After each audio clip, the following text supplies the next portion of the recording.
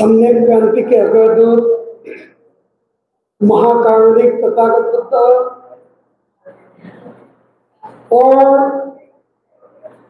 इस सम्यक क्रांति के परिवर्तनवादी आंदोलन को जिन जिन लोगों ने समता में स्थापित किया, ममता और न्याय और अधिकार में स्थापित किया, इंसान और इंसानियत में एक बदलाव लाने का जिन लोगों ने प्रयास किया, उन तमाम योद्धाओं को, समाज भूषण व्यक्तिमत्वों को और उन तमाम जिन लोगों ने अपने बलिदानों से मानवता काबिज की, उन तमाम लोगों को मैं स्मरण करता हूं, अभिवादन करता हूं।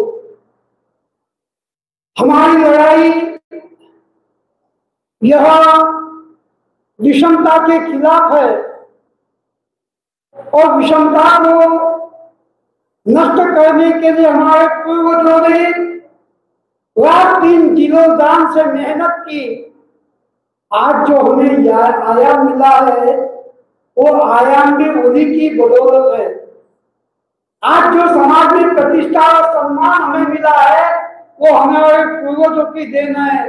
और इसलिए मैं हमेशा कहता हूं कि निकाल केले काही चलाई ही संपूर्ण पूर्वजांच्या कष्टाची कमाई, एक सेवक म्हणून भार लाई कर्तव्य स्वतःचे समजली।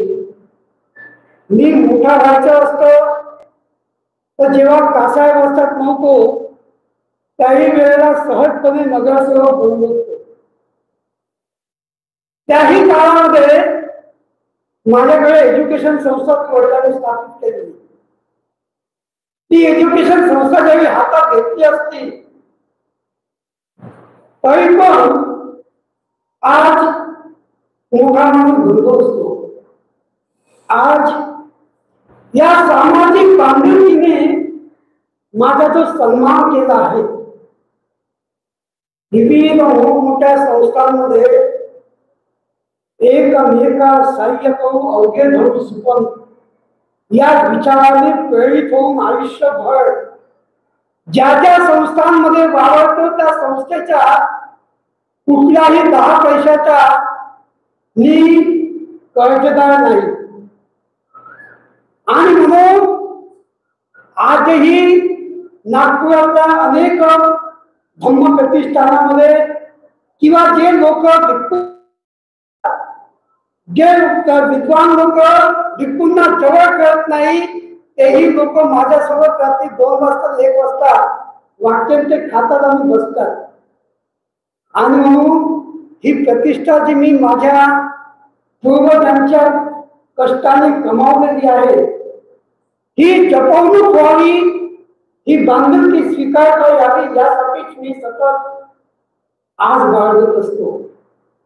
आणि म्हणून आजही जीवाच्या आटापिटात, आजही विविध संस्थांमध्ये कोऑर्डिनेशन, विविध संस्था सुजलाम सुफलाम वातावरणात बांधाव्या यासाठी अपेक्षा करत असताना आमच्या आंबेडकरी समग्र चळवळीचा कवच म्हणजे समता सैनिक दल, याला नाकारून आम्ही 50 संस्थांमध्ये काम करत असलो तरी आम्हाला आमची चळवळ मजबूत करता येत नाही। हा नागरिकत्व समाजामध्ये, समाजाच्या प्रतिष्ठित संस्थांमध्ये जो सन्मानाने एकला जरी कुठं गेला तरी त्याच्या मागे एक सशस्त्र संघटन आहे। या धाकापोटी कोणी वाकड्या नजरेने बघण्याची हिंमत करत नाही, ही सत्यता काही विसरता कामा नये। आणि म्हणून हे संघटन, ज्या संघटनेच्या बळाने बाबासाहेबांना सुद्धा, याचा बाबासाहेब शिक्षित असते, एका मोठ्या हुद्द्यावर गेले असते, परंतु या संघटनेने बळ दिलं आणि बाबासाहेबांनी लेखणी चालवली म्हणून या समाजाला 1927 पासून तर 1956 पर्यंतच्या प्रवासामध्ये बघा त्या काळच्या सनातनी प्रस्थापित व्यवस्थेच्या धोरणधारांना सुद्धा खाली माना टाकाव्या लागल्या। एक काळ होता की आमच्या पूर्वजांच्या सभा उघडल्या जात नाही, सभामध्ये गोंधळ केला जात नाही, पण आमच्या लोकांनी या दलाच्या लोकांनी त्या काळामध्ये त्या लोकांच्या सभाच काय उघडल्या, त्यांच्या खुर्च्या टेबलही घेऊन जाण्याची हिंमत आमच्या पूर्वजांनी केली। ही क्षमता त्या काळातल्या लोकांमध्ये होती, म्हणून हे संघटन त्या काळामध्ये या चळवळीचा कवच बनला, कणा बनला, या चळवळीचा आधार बनला, या चळवळीला एक नवी दिशा देणारा एक आधारवड बनला। म्हणून ही चळवळ बुद्ध धर्माचा स्वीकार केल्यानंतर लगेच या चळवळीला स्वार्थ आणि दलाल प्रवृत्ती आणि विभीषण प्रवृत्तीने या चळवळीला पहिल्यांदा खच्च केलं। या दीक्षाभूमीच्या समारंभात 56च्या ही दीक्षाभूमी आज कोणाच्या हातात आहे, आम्ही त्याचे पदाधिकारी बनलो असो, पण माझ्या पूर्वजांनी दलाच्या लोकांनी ही दीक्षाभूमी मिळवण्यासाठी जो संघर्ष केला, कारण बाबूजी हवे असो की त्यांच्या समकालीन जितकेही लोक होते, त्या लोकांनी जर ही सरकारी जागा या ठिकाणी जर 3 महिने वर्षावास केला नसता आणि वर्षवास करून या ठिकाणी बुद्धबिंब स्थापित केलं नसतं, ते समाजातल्या सगळ्या नेतृत्वकर्त्यांनी ऑब्जेक्शन आलं असताना कोणी आपला स्वतःला हे करून घेतलं नाही की मी ते केलं म्हणून, त्यावेळेला कर्मवीर बाबूजी आवळे आणि त्यांच्या सहकार्यांनी ही जमीन आपल्या हातामध्ये घेण्याचा प्रयत्न केला आणि ती आपल्या समाजाला दिली। मी नेतृत्व कर असं सांगितलं नाही, मी ज्यावेळी मांडलेलं असलं तर याचं नेतृत्व बुद्धिस्ट सोसायटी ऑफ इंडियाने करावं अशा प्रकारचा आमदार असताना त्यांनी स्वतंत्र असा प्रस्ताव तयार केला होता। बौद्धांची ही धम्म दीक्षा ही राष्ट्रीय सभा होती, ती बौद्धांची धम्म दीक्षा तर धर्म परिवर्तन सभा नव्हती। या अपेक्षेला सुद्धा कोर्टाच्या माध्यमातून शमन करण्याचं काम आमच्या पूर्वजांनी केलं आणि ते आमचे पूर्वज म्हणजे समतासनाचे सैनिक होते। विद्रोहाचे पाणी पेटवणाऱ्या कामठी शहरामध्ये जे लोक त्या काळामध्ये जन्माला आले आणि त्यांनी नागपूरला आपला केंद्र बांधून या केंद्र बिंदूतून या चळवळीला एक नवा आयाम देण्याचं काम केलं आणि मग बाबासाहेब सुद्धा आपल्या चळवळीच्या कोणताही महत्वाचा निर्णय घेताना या नागपूरला विश्वासात घेत होते, विचारात घेत होते, सोबतीला घेत होते आणि हाक देत होते। मग ते सायमन कमिशन असो, त्या काळातल्या गोलमेज परिषदेचा प्रश्न असो, बाबासाहेब गोलमेज परिषदेला गेल्यानंतर त्यांना साधं बोलण्याची मुभा नव्हती। त्याच समतासनाच्या सैनिकांनी जे प्राण यज्ञ दलाच्या नावाने, स्वयंसेवा पथकाच्या नावाने, अखाड्याच्या नावाने काम करत होते बाबू हरदासांच्या नेतृत्वात, त्या बाबू हरदासांनी देशातल्या अस्पृश्य नेत्यांना एकत्रित करून त्यांच्यावर धाक निर्माण केला आणि त्या धाकाच्या बळावर देशातल्या सगळ्या लोकांनी कामठीमध्ये बाबासाहेबांना राष्ट्रीय नेतृत्व दिलं। आणि ज्या काळात बाबासाहेबांना नेतृत्व दिलं गेलं त्या काळामध्ये असंख्य लोक आपापल्या परीने आपापल्या पद्धतीने चळवळीचे नेतृत्व करत होते आपापल्या प्रांतात प्रदेशामध्ये। हे नाकारता येत नाही। इतकं सहज, इतकं सोपं, इतकं साधं एकट्या माणसाच्या भरोशावर सहज नाही। आम्हीही काही असलो, आम्ही हे पुनरुत्थित केलं असलं, हे कळताना पायाला भिगळ बांधून खडे खास खडे सोसून हे उभं करताना त्या मुलाच्या सुखत होत्या त्यांना पालवी आणण्याचं काम करत असताना माझ्या समकालीन जितकेही सहकारी आज नाही, त्या लोकांचं ऋण आहे।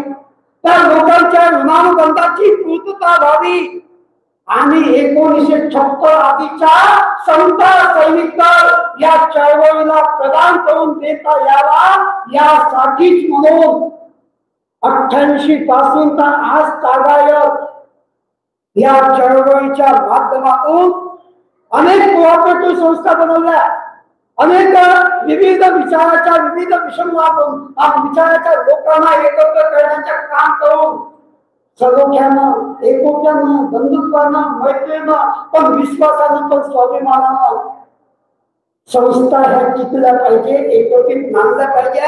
आणि आज आमच्याकडे वाकड्या नजरेनं बघणाऱ्या लोकांना सुद्धा त्यांची नजर त्याच्या पापण्याखाली वाकाव्यात अशा प्रकारचा धाक निर्माण करता यावा, यासाठी या चळवळीच्या पाया पुनर्स्थापित करण्याचा प्रयत्न आमच्या पूर्वजांनी केला. त्या उत्तराधिकाराची पूर्ती करण्याचा तुम्ही आम्ही सगळे प्रयत्न करतो.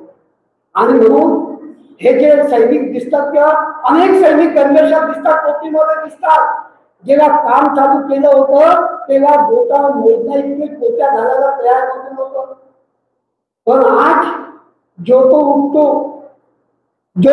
आपापल्या परीने काम करतो आणि आपणच महत्वपूर्ण असल्याचा हेका करून समाजातील दलाल आणि विषमतावादाशी संगनमत करून आपल्या महामार्गाने बनवले उभे करतो. हे मी मागच्या 40 वर्षापासून पाहतो आहे. मला सुद्धा नागपूरमध्ये असं सहज करता आलं असतं. संभाजी सहारे नोकरीत होते, बाकीचे इतर लोक नोकरीत होते, मी नोकरीत नव्हतो. पण माझे जे हित संबंध काही काळात होते, कारण की लष्करी भाग सारख्या हरदास नगरात जिथं 51 बाबासाहेबांची सभा कमळाच्या फुलावर झाली होती आणि त्या परिसराला हरदास नगर हे नाव देण्यात आलं. त्या वस्तीमध्ये माझा जन्म झाला.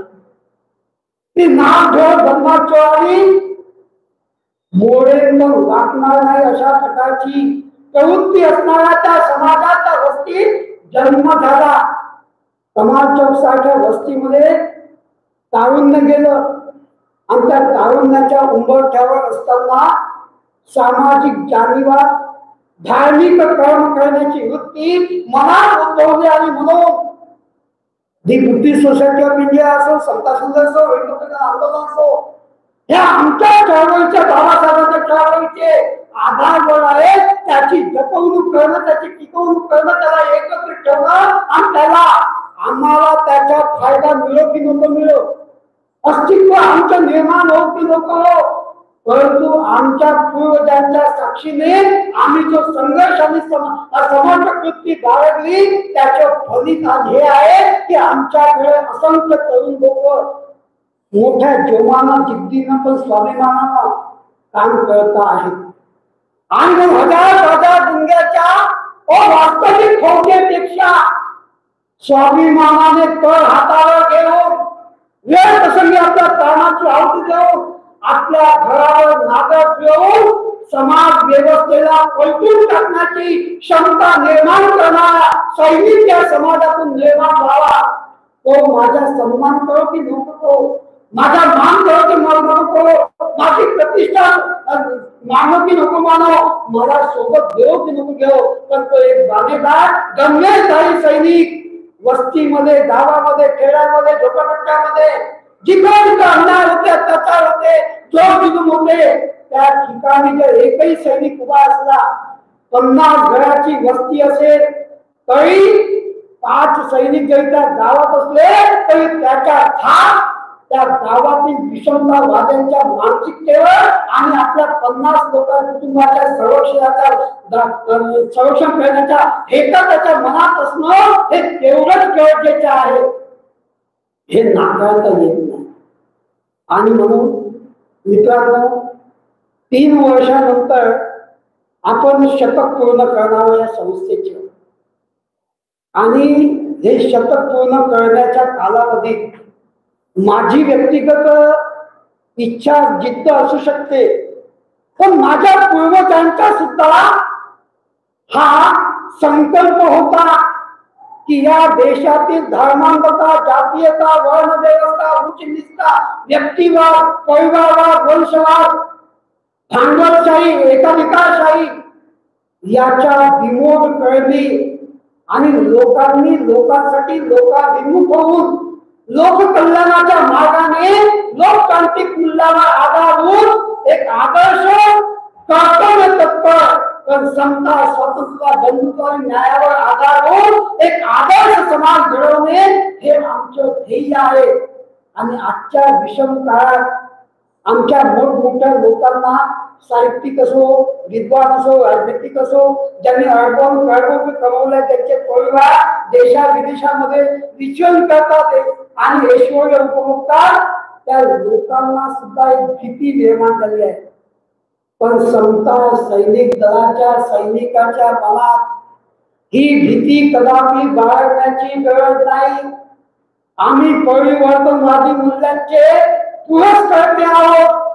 आमच्या रक्ताचा कण न कण सळसळत असतो आणि जेव्हा कधी अशा विषम परिस्थितीची वेळ येईल, ती विषम परिस्थिती निर्माण करणाऱ्या आमच्या अंतर्गत ही शत्रूंच्या आयत्या बिळावर नागावा बनवून ऐश्वर्याचा आस्वाद, आमच्या संघटनात्मक वाटचालीचा आस्वाद घेण्याचा जर कोणी फायदा घेण्याचा प्रयत्न करत असेल तर त्याला पहिल्यांदा उचलण्याची क्षमता आमच्या मनामध्ये आम्ही निर्माण केलं तर येणारा काळ जो विषमतेच्या सांगितला जातो त्या विषमतेच्या काळाला बदलण्यासाठी घरभेदी लोकांचे त्यांची जागा दाखवून त्यांचं वस्त्र हरण करण्याची क्षमता सुद्धा आम्ही आपल्या सैनिकांच्या माध्यमातून निर्माण केली तर येणाऱ्या काळात ही विषमता बदलता येईल।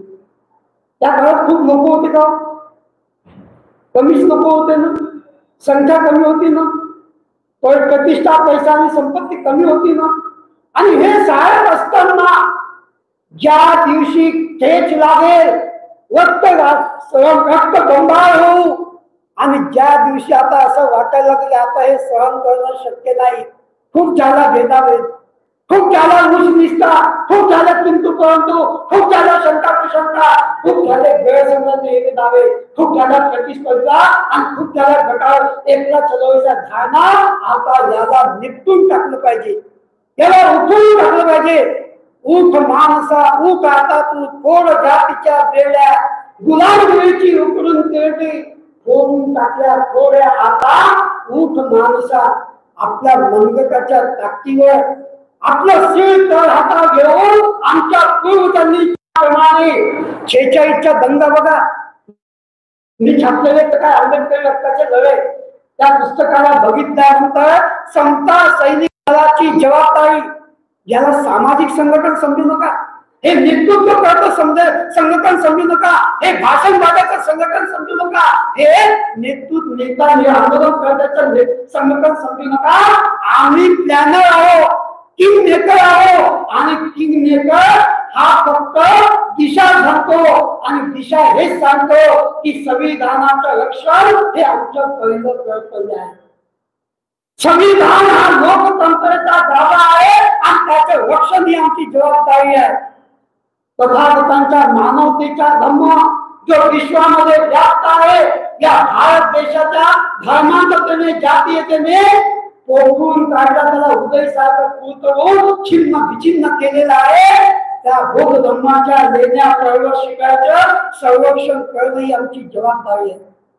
या देशामधल्या रंगा बिंदुकी व माणूस बेरोजगार आणि शेतकरी समाज जो आजही आशेने ओल्या चिमल्यावर जगतो आहे, त्याला न्याय अधिकार आणि स्वातंत्र्य प्राप्त करून देणं आणि त्याच्या अपेक्षांच्या पूर्तीमध्ये कोणी जर हाताची आणण्याचा प्रयत्न करत असेल तर त्याला दिशा दाखवण्याचं काम जर आम्ही आपल्या मुलात गुणगार बांधून जर पूर्ण करण्याचा प्रयत्न करू शकलो तर खऱ्या अर्थाने समता सैन्याचा जाबाज सैनिक म्हणून, शहीद सैनिक म्हणून आम्ही आपल्या नावाची नोंद करायला तयार आहोत। परंतु कोणाच्या दुसऱ्यावर देखावा धक्क्यावर धावून जाण्याचा प्रयत्न कदापि करणार नाही, हा संकल्प करणे हे आमच्यासाठी अतिशय महत्त्वाचे आहे।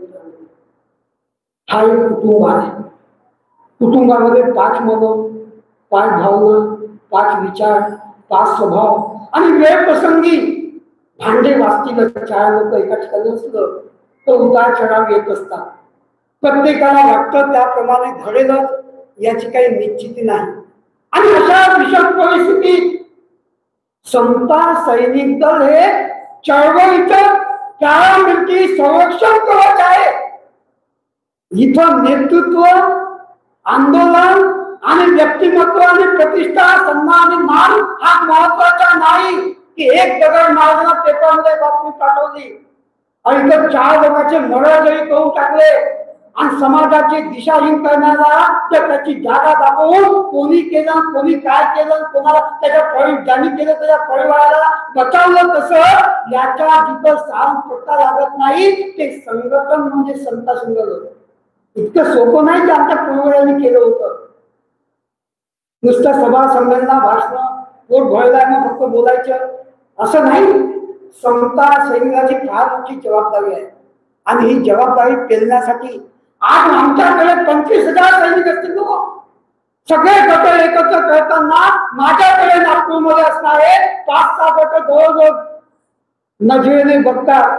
आशा करतात की भंतेजी कधी कधी तुम्ही म्हणा आम्ही केव्हाही सोबतीला आहोत, पण मला त्यांच्यामधल्या उणीवा, त्यांच्यामध्ये असलेला अहंकार, त्यांच्यामध्ये असलेला बेजबाबदारपणा, त्यांच्यामध्ये असलेला प्रतिष्ठा प्राप्त करण्याचा स्वभाव, त्यांच्यामध्ये असलेला नेतृत्व गुण आणि राजनीती करण्याचा आणि पद प्रतिष्ठा पैसा प्राप्त करण्याचा हवास, आणि याच्यामुळेच मी मागील कित्येक वर्षापासून टाळतोय. आपल्यापेक्षा देशाच्या कानाकोपऱ्यात ज्यांच्याकडे असंख्य सैनिक आहेत तेही लोक एका आशेनं आजही बघतायत फक्त मी हो म्हणावं आणि काम होऊन जावं. पण मला ह्या 25,000च्या बाजा गुंग्यांची गरज नाही. मला 5,000 पाहिजे.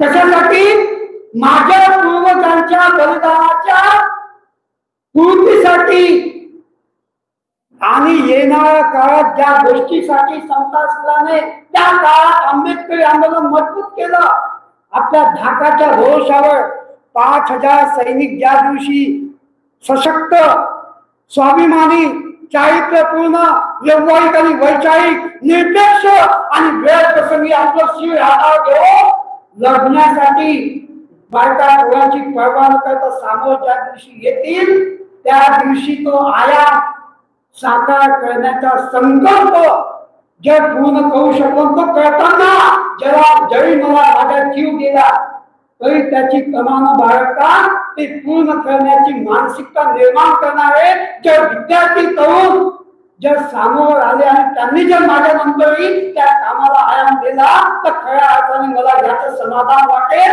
की मी जन्माला आल्याचं सार्थक साधलं. मी संघटनाचा सैनिक म्हणून आपल्या स्वतःला एक आदर्श निर्माण करू शकलो याचे मला समाधान वाटेल. भिक्षू म्हणून नाही. मी पतसंस्थांपासून अनेक क्रीडा आणि शैक्षणिक संस्थांमध्ये काम करतो. नागपुरातल्या अनेक एकर जमिनी असलेल्या विहारांच्या एक पदाधिकारी म्हणून त्यांच्या मार्गदर्शक म्हणून काम करतो. हे महत्वाचे नाही आणि तिथून मला ते साध्यही करता येत नाही. परंतु समता सैनिक दल चळवळीची दिशा बदले. मी बुद्धगयेला असताना त्या दिवशी बोलून गेलो. कालही आमच्या मुकुंद खळेच्या स्मृती दिवस कामठीमध्ये आमच्या खुल्या आंबेडकर विचारधारेच्या कार्यक्रमात काल आमची मीटिंग बुद्ध धर्मप्रचार आदर्श फलमुगाची मीटिंग चंद्रपूरला होती आणि बुद्धगयेला असताना त्या बीएमसीच्या परिसरामध्ये जिथं बाबासाहेबांच्या पुतळ्या 14 एप्रिलला आणि त्याच्या आधी आम्ही पटण्याला गेलो असताना संघटनेच्या वतीनं मी म्हटलं होतं की 5,000 सामान्य नागरिक आणि 500 आंबेडकरी विद्वान जर या परिसरात तयार झाले त्यातून एक डीसी आणि एक डीपीएम बनून तयार झाला तर बुद्धगयाचे महाविहार सहज आमच्या हातामध्ये येईल. मागून मिळत नसेल तर हिसकावून घेता येईल पण त्यासाठी आम्हाला आमच्या प्रवाहाच्या दृष्टीने वाढवावं लागेल.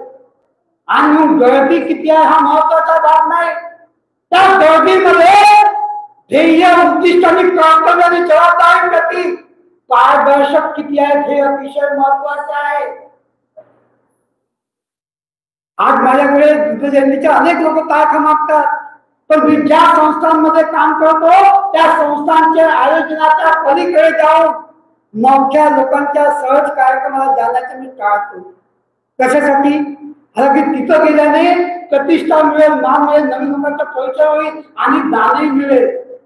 पण नाही, मी जिथं देतो तिथं माझं ऋणानुबंध आहे. आणि तो संस्थागार उभा होणं, तो मजबूतीने उभा होणं, संघटितपणे उभा होणं ही माझी पहिली जबाबदारी आहे. आणि म्हणून मी ज्या संस्थांमध्ये वावरतो त्या संस्थांच्या प्रती निष्ठा बाळगणे हे माझं कर्तव्य आहे. आणि हेच कर्तव्य समजून आजच्या या ध्वज दिनाच्या ऐतिहासिक पर्वावर आज मला वाटते 79 वर्ष या ध्वज दिला होत आहेत. म्हणजे 42 मध्ये झालेला त्याचं पहिलं अधिवेशन नागपूरला आणि ससायकर आणि आर पाटलासारखे त्या काळातल्या महासचिवांच्या नेतृत्वामध्ये आर पाटील जीओसी असताना त्यांच्या घरी फक्त मी एकटा जात होतो. पण नागपूरकर जी मंडळी त्या काळात होती आणि मीटिंग मध्ये निर्णय घ्यायचे आणि पाटील साहेबांची सही घ्यायला मी जायचो.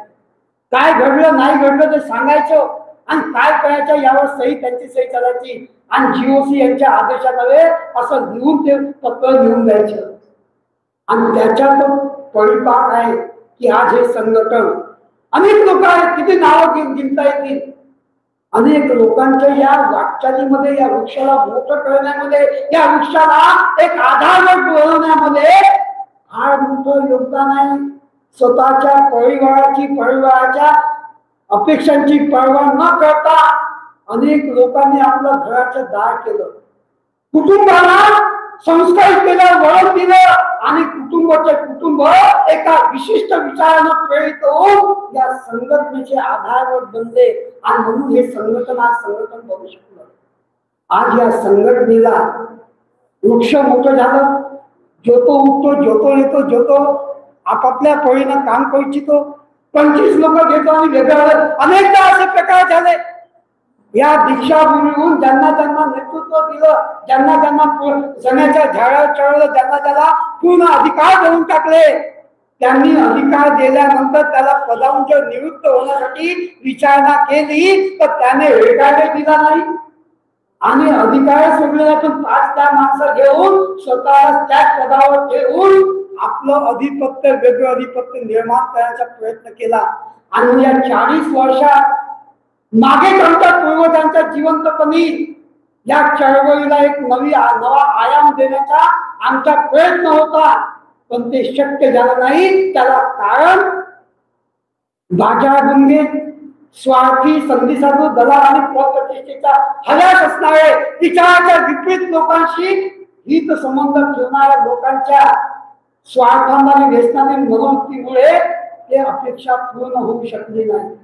पण काळ काही लांब नाही. त्याशी बुद्धगणाने सांगितलं की येणाऱ्या 10 वर्षामध्ये वंशवाद, घराणेशाही आणि पळवावाद याला बाजूला सारून ज्या दिवशी आंबेडकरी समाज कुटुंब व्यवस्थेला एक नवं वळण देईल, कुटुंब व्यवस्थेमध्ये संयुक्त निर्णय घेईल, कुटुंब व्यवस्थेमध्ये एक सूत्रीपणा नांदेल आणि कुटुंब व्यवस्थेच्या अभिभावकांच्या, वडीलधाऱ्यांचा मान सन्मान राखून त्यांच्या अपेक्षांच्या विपरीत जाणार नाही. त्या दिवशी आंबेडकरी चळवळीतील ही गटाधिपतीची आणि व्यक्तिवादाची, व्यक्तिपूजेची आणि भावनेच्या आईजवळ एका व्यक्तिविशेषाच्या काही लोकांना घालण्याची विकृती आपोआप नष्ट करायच्या राहणार. विषमतावादी तेवढे मजबूत नाहीत आजही लोक, त्याही काळात नव्हते आणि आजही नाही आहेत. पण घरचे जे फितूर आहेत ना दलाल लोक, हे लोक मोठे फितूर आहेत विश्राम देवदत्ताचे. हेच आमच्या काका करतात, हेच आमच्या घर उद्ध्वस्त करतात, आमच्यात त्या 4 लोकांना चुकीच्या मार्गाने घेऊन जातात आणि बंडखोरीसाठी प्रवृत्त करतात. तेव्हा बाह्य शक्तीशी भांडण्यापेक्षा आता आमची लढाई अंतर्गत ही शत्रूंना त्यांची जागा दाखवण्याची आहे. या भावनेतून आपण आता मनात हुंदाट बांधून घातलेलं गणवेश, या गणवेशाची आत डोळ्यासमोर ठेवून आपण सामान्य नागरिकही नाही, समता दलाचा सैनिक हा साधा उपासकही नाही आणि वक्ताही नाही आणि नेताही नाही. समता सैनिक दलाचा सैनिक हा चळवळीचा सुरक्षा कवच आहे. त्यांनी सुरक्षा कवच म्हणून माणसं जोडले पाहिजे, माणसं घडवले पाहिजे, माणसांचं एकत्रीकरण केलं पाहिजे आणि माणसामध्ये सलोखा निर्माण करून आदर्श समाज घडवण्याच्या, संघटित समाज घडवण्याच्या, आदर्श समाजाचा पाया मजबूत करण्याचा प्रयत्न केला पाहिजे हीच अपेक्षा करतो. इथंच थांबतो. साधू.